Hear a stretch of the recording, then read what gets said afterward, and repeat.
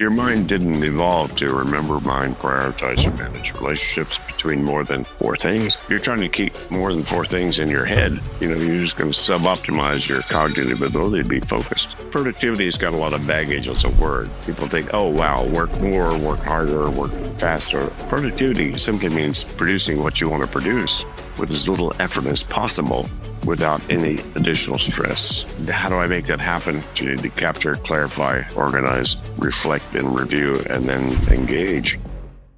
Today's guest has had a huge impact on how the world thinks about productivity and focus. Before apps and algorithms, he gave us a very simple system that helped millions of people clear their minds, focus deeply, and get meaningful work done without stress. And so in this episode, we sit down with David Allen, the author of Getting Things Done, The Art of Stress-Free Productivity, which is a book I have right here that's sold over 4 million copies and has been translated into 28 languages. And what pushed you to start thinking about this topic, about the subject of clarity, of focus, and productivity? I actually wasn't thinking about it. I just needed to deal with it. As I started my own little consulting practice, my life got more complex and intricate. And I'd had an experience in martial arts, in meditation and spiritual practices and so forth about the value of clear space in your head. Now it's a very popular thing with mindfulness and all that stuff. So I've learned the sort of value of clear space. And then as my life got more complex, I started to then research techniques that help me stay clear as my life got more complex. They work. There was no one morning that I woke up with this whole methodology. But piece by piece, a string of epiphanettes, as I say. And I discovered these things. And then I was working in my consulting practice with entrepreneurs, small business owners, or whatever. We didn't call it coaching back then, but that's kind of what it was. And I started to share with them the same techniques I'd learned. And they went, wow, that works for me. More control, more focus, more clarity, more space in my head to think about meaningful stuff I should be thinking about. And then somebody in the big corporate world saw what I was doing and they said, David, we need this in our whole company. Can you design a training around this? So I did my best to do that, and it became the most popular training in the big corporate world. So I spent the next 20 years both in training and in coaching and working with people one-on-one with this methodology. And that's kind of refined it. And then about 20 years later, I didn't know what I'd come up with. Come on. I just thought I was just dealing with what was in front of me. I never had any formal education in psychology, business, or time management. My stuff was just what works, what gets you clear, what makes it easier for you to focus on what you need to focus on. Nobody had seemed to come up with the same things I had.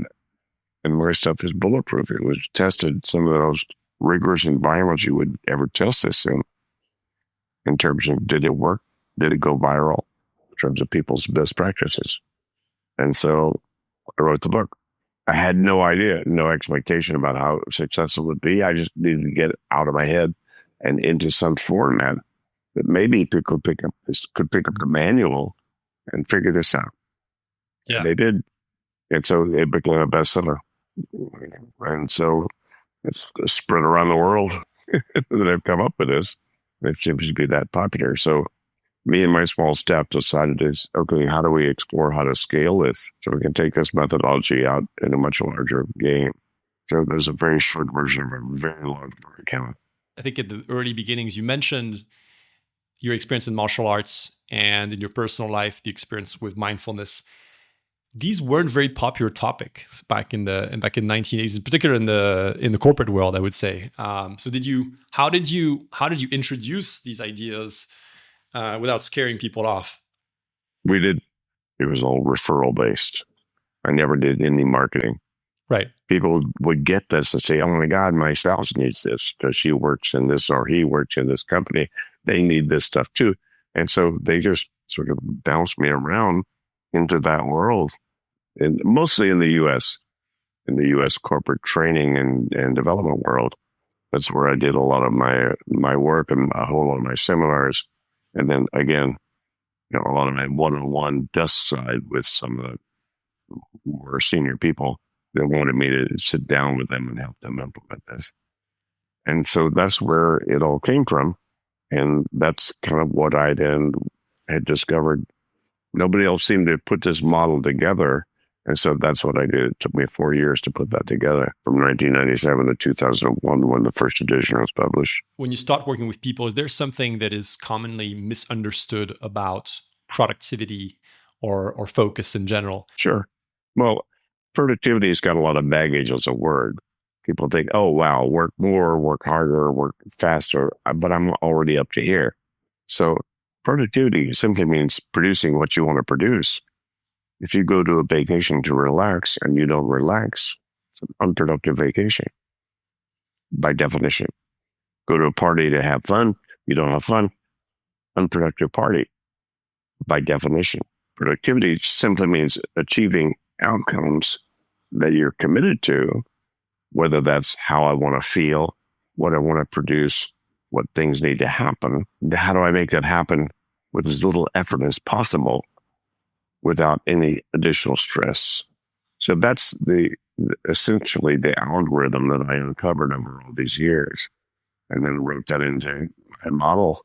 And that's what GTD is about. So speaking about it, could you help us explain what the Get Things Done methodology is about and how it works? So a lot of people are trying to keep stuff in their head that they need to remember, remind, prioritize, manage relationships about. It doesn't work. Your brain didn't evolve to do that very well. My stuff was about, okay, what do I need to decide, do, capture in order to be able to then manage the commitments about all that in some sort of external brain? So my head can let go of that job, remembering, reminding, prioritizing, or whatever. Strange, your mind doesn't have one. You know, if it did, Kenneth, it would only remind you of stuff when you could do something about it. But it'll wake up at 3:00 in the morning with some dumb little thing you need to do about your apartment or your house. With the same kind of energy, it will remind you about the vice president you need to hire. That happens to me. Yeah. Yeah. Well, why? Because you didn't capture what it was, make clarified decisions about what it means to you and what you might need to do about that. And then park the reminder results in some sort of external brain you trust that you then see at the appropriate time to see the errands are run, the things I need to bring up with my board, the things I need to bring up with my partner. And, you just haven't organized. You haven't finished your thinking about your commitments. So you need a system to take these ideas and Yeah, of course. yeah. If you have a calendar, you already do. And can you tell us a little bit about the tools and what kind of systems you would recommend? Well, the first thing you need to do is just unload your head. So just need to do a mind sweep or a data dump. Everything that's got your attention. Little things. I need cat food. I need the vice president, or I need to increase my credit line. Those are things that are on your mind that you need to get out of your mind. And so you write them down, capture them somewhere. Then you need to decide, okay, what am I going to do about that, if anything? So step 2. First, step 1 is capture the stuff that's not on cruise control, that has your attention. Step 2, clarify exactly what you're going to do about it, if anything. Step 3, organize the results of those reminders if you need them, wherever you might then be able to see them. Step 4, make sure you look at your lists wherever you kept track of what you need to remind of. Step 5 is then engage, then decide to do what you're going to do with you, put your attention and your activity based upon a review of all that stuff. Come on, it's not rocket science unless you're building rockets. But I just recognize what we do when we actually make things work. When we get sort of our life under control, whether that's our kitchen or our board or our company. These are the 5 steps you need to capture, clarify, organize, reflect and review, and then engage. But that's nothing new. We all do that anyway.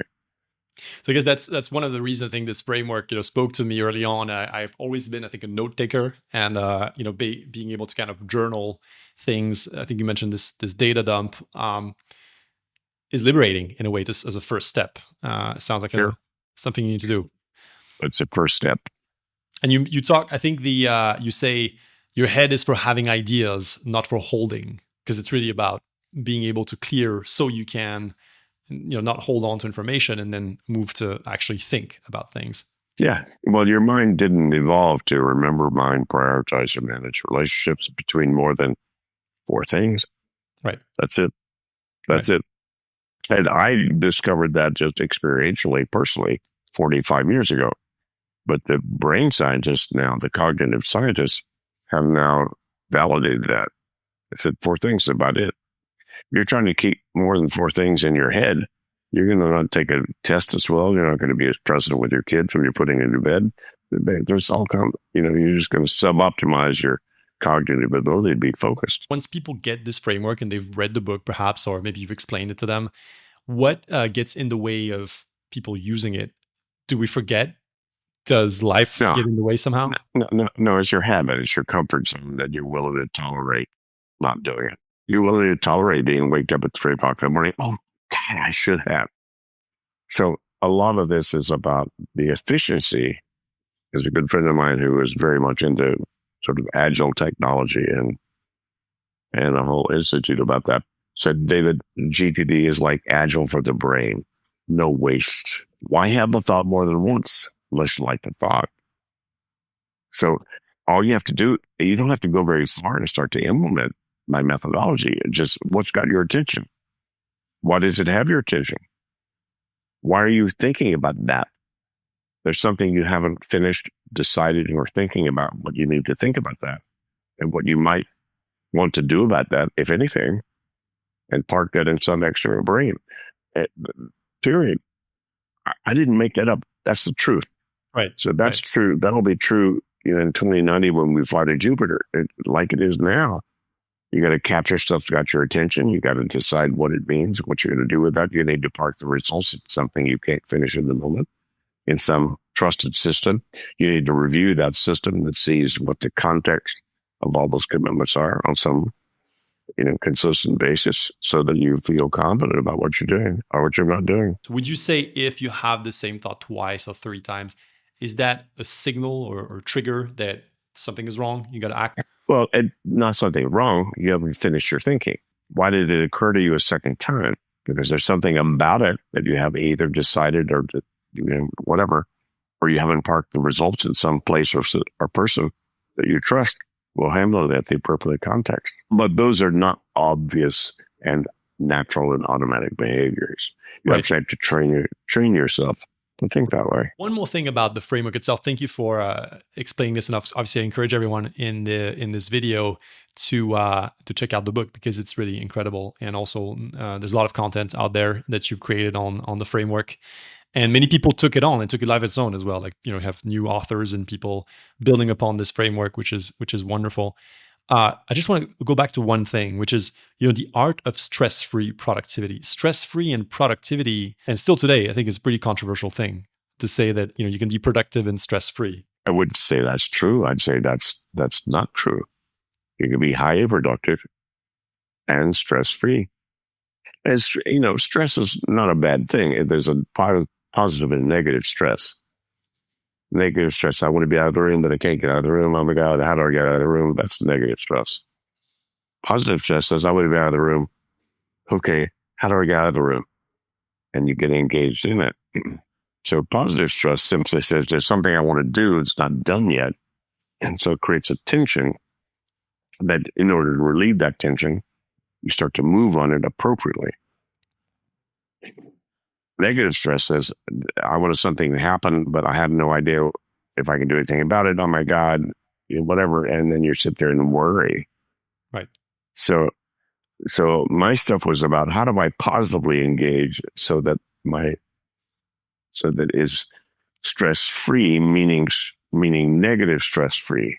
As soon as you set a new goal, as soon as you have a new thing you want to do, you're going to have to undo a whole lot of other stuff that you've been doing and committed to be able to refocus and recalibrate toward the new thing. So that automatically creates a kind of a stress. And what you want to do is relieve that as fast as possible. So what do I need to do about this new thing? What do I need to do about these old things I've committed to before? So it requires, it's a cognitive muscle you need to use that very few people know how to use very well. It's called think. I think a lot of people that will find this content are users of our app, which is called Opal, and it's a screen time management app. And what we find is we have now, many millions of people actually that have used the app and use it pretty actively to get things done. So actually getting things done is one of the primary motivations. And it feels like I'm a technologist at heart, by the way. I love technology, but it feels like, these things that we all have around us are both incredible tools to get things done, things we want to do, but also incredible sources of potential distraction and also the negative stress that you mentioned, right? So this kind of loop of content that you get every day about everything that's going on in the world that's going wrong and what am I doing about it. So I want to talk a little bit about what has changed, but also what has not changed, because that's also super interesting. Would you say that people are more distracted today than they were, say, 10, 20 years ago? So what's changed in the digital world has just sped things up and made it faster and more content. Now you have a lot more things you need to look at, think about, say, what does that mean to me? What I'm going to do about that, if anything, and then organize that appropriately so your head can stay clear and stay focused on priorities. The digital world has changed in that way, in that it has made, and something I call now channel creep. You have Slack, you have Asana, you have, how many things are you getting input in that you might need to then look at, think about, make some decision about what you might need to do about that, if anything. And that's increased exponentially. That's been a big difference in just in terms of the content. What you need to do about all that is the same. That was the same of what I wrote about and discovered, 45 years ago. You're still going to have to be an executive in terms of making decisions about the input that you're getting. So that hasn't changed, nor will it ever. Technology helps us get a lot of things done, but the question is, are we doing the right things? Excel and Word, those help productivity on the planet exponentially. Instead of using Excel, you'd need 25 accountants. Right. AI is helping with decision support. It's giving you more data about things you're interested in that you might need to choose from, but you still need to curate that. So curation and thinking, deciding what this means, what am I going to do with it? What's happened, Kenneth, is that's changed exponentially in terms of how many people now need to deal with some model about how to address all that. Right. You don't feel like you're doing great things. Right. You're just being distracted. And for many people, many times, they're just keeping themselves engaged with things so they don't have to deal with what they need to think about. There's interesting research that came out actually a couple of months ago from Barclays research that was they interviewed employers to figure out what are the top skills that recruiters are looking for is prioritization and time management. And it used to be, STEM and kind of more specific skills, but now this has become number one across all functions. And definitely feels like, whether you are, wherever you are in the organization, whatever you're doing in terms of work, you now need to master these skills. They're no longer optional. Yeah. Not only that, the organization is changing as we speak. So not only do you need to master those skills, you need to be able to recalibrate the results of those skills quickly, fast, given the changes going on. The only thing new is how frequently new is. And it used to be every 5-10 years, maybe you needed to rethink your job and what you were doing. Now it's every day. So that's why there's a new skill about doing that. What would be your advice to a future college graduate about how to build a life of stress-free productivity today? Well, first of all, have them identify what's got their attention about any of that and what would a life look like that they wanted to have. Just kind of like the detail and the larger outcome. So what are you trying to do? Well, great. What's the next step? What would you need to do to they engage appropriately with that instead of feel blocked or just try to avoid things, avoid its behaviors? So it starts with clarity on what you want to do. Yeah, but that can take many different levels of people's answer to that. What do you want to do? Well, why? Sometimes the best thing you need to do is just get cat food, or just go take the dog for a walk, or just go do, simple little things but then let your mind get free about that stuff, and then let it range where it wants to go about, well, what's really important to you right now. Hmm. And then what would you need to do about that? And that could change minute by minute, if not hour by hour, based on how you feel, what hour of the day it is. Are you at home? Are you at work? What's going on? So all those prioritizing kinds of models just don't fit the reality of our worlds. So, different one.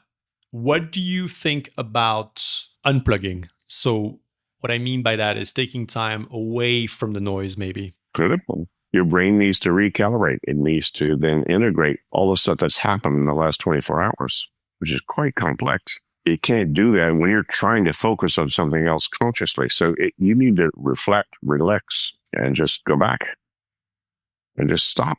And that could be 5 minutes walking around your office and getting coffee at the coffee machine. Could be taking a retreat, Buddhist monk retreat, could be any of that that then supports the idea of reflective process, where I sit back and let my brain integrate all the stuff that's going on and then see what shows up.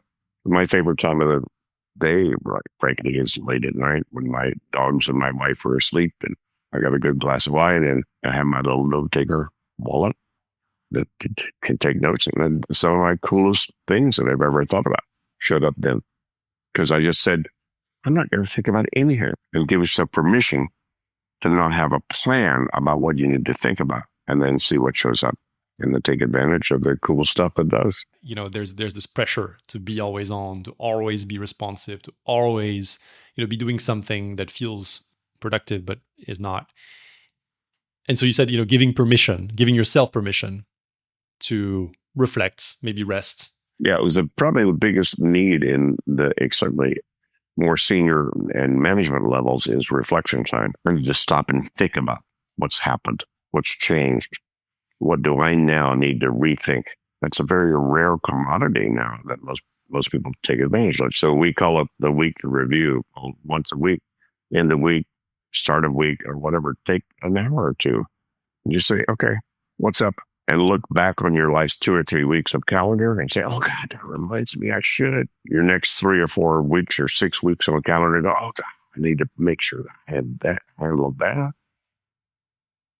That's the kind of thinking that most people don't do when they're down on the busy, down in the dirt. Right. And so that kind of reflection time, whether it's just, a lot of it's just operational. Just reflection on all your operational aspects of life and then capturing all of that and getting that under control, as well as maybe the bigger stuff called, what am I doing with my life? Where do we want to be 5 years from now? Should we move and take this new job? Those are larger levels of reflection. Would you go as far as saying that rest is productive? Yes. Rest of thinking, rest of your have to, need to, got to figure out. Rest of that is critical. Let's talk a little bit about productivity tools. There's a lot of productivity tools out there. I guess more and more every day. Obviously, calendars, notebooks, but then all sorts of software and more sophisticated stuff. Do you think we're overcomplicating our systems instead of making them simple? A lot of that is unproductive because everybody's trying to find out the right thing that's going to solve the problem of their stress. And there's nothing out there like that. So good luck. A lot of that is just unnecessary exploration. You see the good list manager. I just use Outlook and then to-dos in Outlook. And that's plenty for me. Just keep track of lists, keep track of stuff I just did before you and I talked. I looked at my errands and the calls I need to make and whatever. I said, okay, well, that's cool. So I don't need a complex system. I just need something that keeps track of the specific commitments that I've made that I might need to do if I have the right context to do them in. And so I've had that inventory for 45 years. And so that's how I live. One more thing. Where can people find your work online? I'll just go to gettingthingsdone.com. Yep. And sign up for our newsletter. Our newsletter is free. We have great stuff that you can then link on to from our newsletter.